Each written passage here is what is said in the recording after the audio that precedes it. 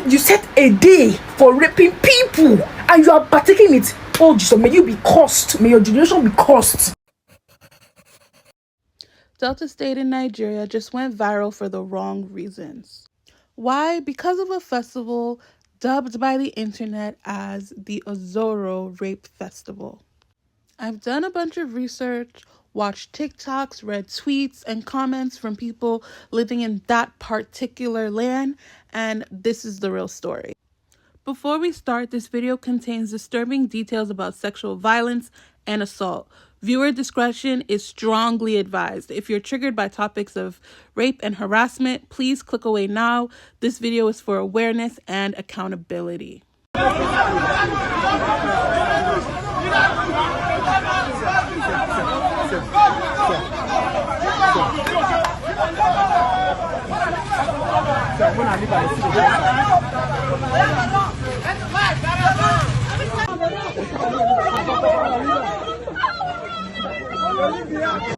The video you just watched were the shocking images that were put on social media showcasing the quote-unquote raping festival in Ozoro, Delta State, Nigeria.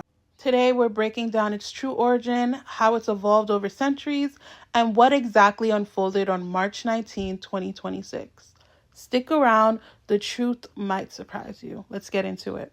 First things first, there's no official rape festival in Ozoro. What the locals celebrate is a festival called Alue-Do or Alue-Do Festival. Ozoro Kingdom sits in a part of Delta States called Isoko that is made up of 5 distinct communities, each with their own custom. The Alue-Do is specific to the Urumadu people and not the whole kingdom. However, certain other communities within this state do celebrate similar festivals. Let's get into the origins of the festival. The festival dates back centuries as a fertility ritual for expectant couples. It's held intermittently, so sometimes it's every 3 years or once every 10 to 15 years. Hence why a lot of Nigerians had no idea what it was until March 19th. Usually, childless married couples, especially the women struggling to conceive, take part in a series of symbolic rituals. Women who already have kids symbolically bless those who don't, and things like having the couple playfully hump while the elders put sand on them and let them know that by the end of the night, they will conceive a child. They would also playfully chase the participants through the town and pour sand on their abdomen while praying to the deities for fertility. Originally, announcements are made in English, Osaka, days in advance, and a horn is even sound to let women know that they are meant to stay indoors during key hours. The officials of that land say that it's meant to be peaceful and spiritual, but is there more to the story? So how did a fertility festival turn into what the internet is now calling a grape festival? To be honest, elements of this tradition, like telling women to hump or be chased through the town and telling young women to stay indoors, always carried a bit of risk for abuse. And with the bad governance in Nigeria and weak law enforcement, people were bound to take advantage. Some survivors have spoken out about similar incidents going back decades, claiming that it created a dangerous loophole where women outside could be targeted, with the earliest digital accessible complaints going back as early as 2012. The police would go on to classify this as a traditional matter, with no prosecutions recorded in the public archive. This year, the story exploded when on Thursday, March 19th, 2026, during the festival in Umaradu, everything went horribly wrong. Viral videos started flooding social media, showing groups of young men roaming the streets, chasing women, including female students from the Delta State University, dragging them off bikes, tricycles, tearing off their clothes, groping them in public, and according to many reports, raping and gang assaults on them. Women were warned to stay inside, but anyone who stepped out or was caught in the area were targets. The videos are horrifying. You hear the women screaming, running for their lives, their clothes being ripped off, and a lot of this happening in broad daylight. Officials say that the tradition was hijacked by local criminals and gang members and even outsiders, not the true indigenous people of the land. One youth leader told TVC News, "There's nothing like a rape festival in Ozoro. This was the Alue-Do fertility rite, but bad actors turned it into something else." Others disagree, saying that this tradition has been long-standing and has always caused harm. Okay, so I've basically been seeing all the videos and everything on Instagram, on Facebook, and on TikTok about the Ozoro Grape Festival. I grew up in that patch, so it's actually just one community in Ozoro. Ozoro has like 5 to 6 communities, and it's just one community that does that. And I was unfortunate to be given birth to in that community. I'm actually from that community, so I grew up seeing this festival being done. We were always told to stay indoors. So the thing is, right, there are like some old women, so it's a god, it's a god. So there are like some old women, like 6, 7 of them, that go to the forest, to the farm. There's like a river they pray to, and then after like 7 days, like they go there fasting and praying to whatever god they're praying to. After 6 days, the 7th day, the young men of that community go to the forest to escort the women back, the old women back. Now, when they go on that 7th day, they do like dancing, playing music and all that in the forest. Now, when they're coming back, they blow like this crazy ass loud trumpet, because I don't know how the whole of that community usually hear it, because we in our house, we always hear that trumpet. So when the trumpet blows, it's literally telling us that they are coming back from the farm. So it's time for them to do the grape festival. So literally there's a song that they used to sing when they're coming back, which says, it's in my language, but the meaning is, if you don't rape, like if you don't have sex, you're going to die. That's literally the meaning of the song. So the young men are expected to rape any young lady they see around if they don't want to die. That's the meaning of the song. So I really don't understand why the festival is still going on. This is 2026. My sister was almost a victim in 2016, which is like 10 years ago. And they are still doing it up to now. I thought it was banned, but obviously it's back. Those people are not being arrested. Like, you people know, like growing up in my secondary school, my classmates found it hard to believe that kind of thing was happening, because they were from other communities. Like, I'll literally come to school on Monday and tell them, do you know we had like a grape festival? And then they'll be like, Bethel, there's nothing like that. I'm really glad that social media has it and everybody's seen this, and the fact that everybody can really tell that this thing is actually a thing, and they need to stop it, because like, they don't care if you're a married woman. That's the funny thing. They don't care if you're a married woman, if you're I don't know. They just rape any lady they see. And the fact that I'm seeing videos with almost 60, 80 men with just one girl, it's such a barbaric attitude that 2026 people are still doing this. It's insane. Social media is a great thing.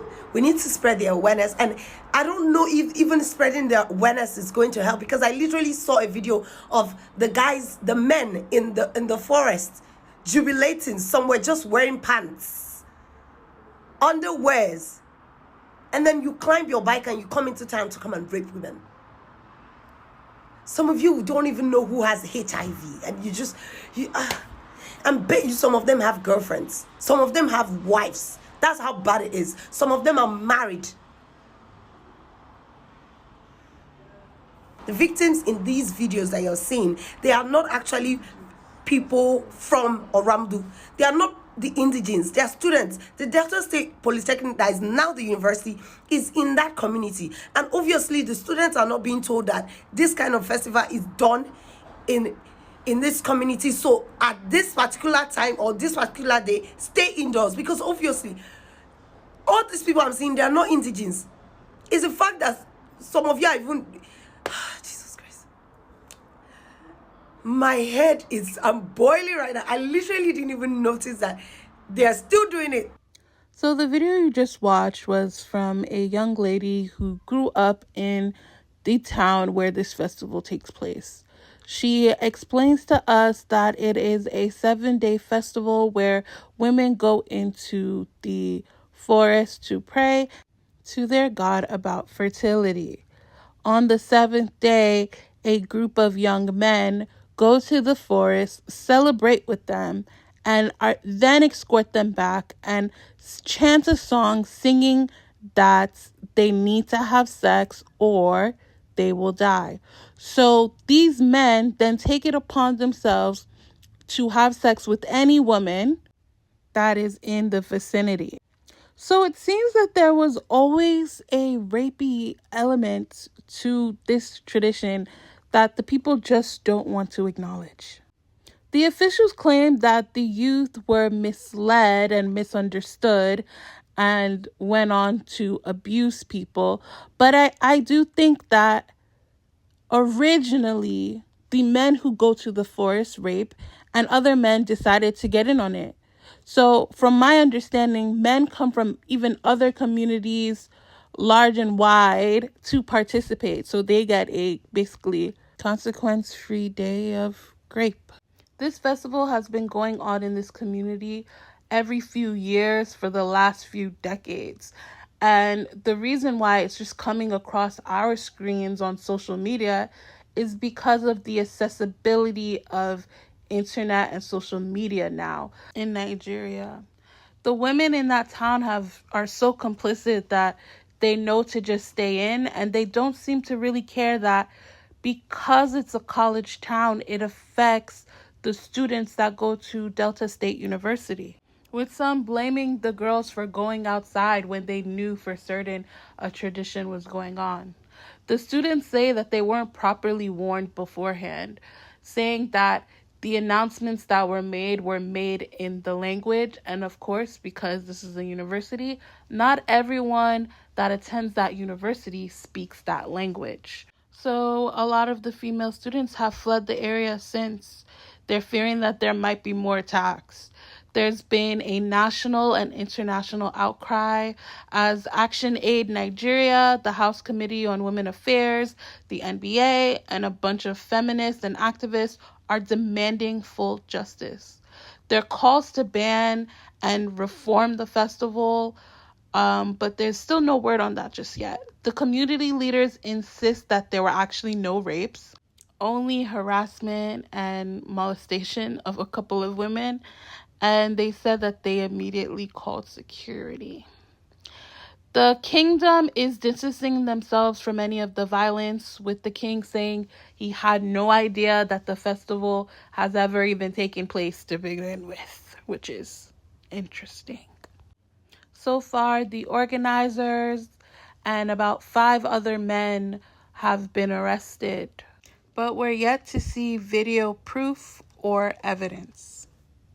It's really suspicious to begin with that there was no police involvement at all, because according to the girl that I put her video, this happens, once every few years, and once every few years they get the same complaint. So why wouldn't police or some sort of military officials be outside to monitor what's going on? Another thing that's very suspicious is the king saying that he's never heard of this tradition, which I highly doubt. So he was about to deny the fact that he knew about this festival. He has been king for the past 23 to 24 years, because I remember that, because I remember when he became king.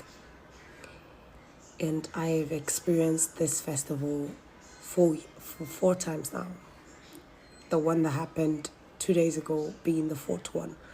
So I'm really surprised that he's feigning ignorance to this, because there's nothing that happens in that community that the king isn't aware of and he doesn't approve. So let's try to believe him when he says he doesn't know about this one. But when he says he has never heard about it, yeah. So it seems like a lot of people are trying to save face and hide their own ass. Another thing I've been seeing on social media is people saying that this isn't the holiday and, people have hijacked it. I think there are two things happening at the same time. I think that there's an element of rape in this tradition. like to begin with, it already sounds quite problematic, a lot of the things that they're doing for fertility. And after hearing the stories of the women that have lived in the town or are from the town, it seems that for decades now, maybe even centuries now, it has been known locally to those women that it is a day of grape.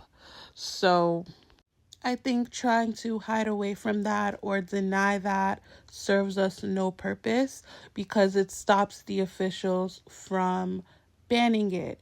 Even right now, they're saying that there was no actual grape, which is irrelevant because we saw with our own eyes those women be sexually assaulted. Also, if a woman was raped, what is the likeliness that she would come out and say so in a community where this is being celebrated and promoted? I'm sure she would be shamed.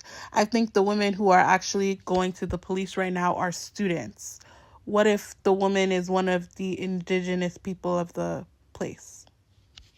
So we need this festival banned, and the more we shy away from what is actually happening and not listening to the women affected by it, the more likely they will get away with this. Shout out to the Nigerian feminists who have been on the case, making sure to, support these women, get them the help that they need.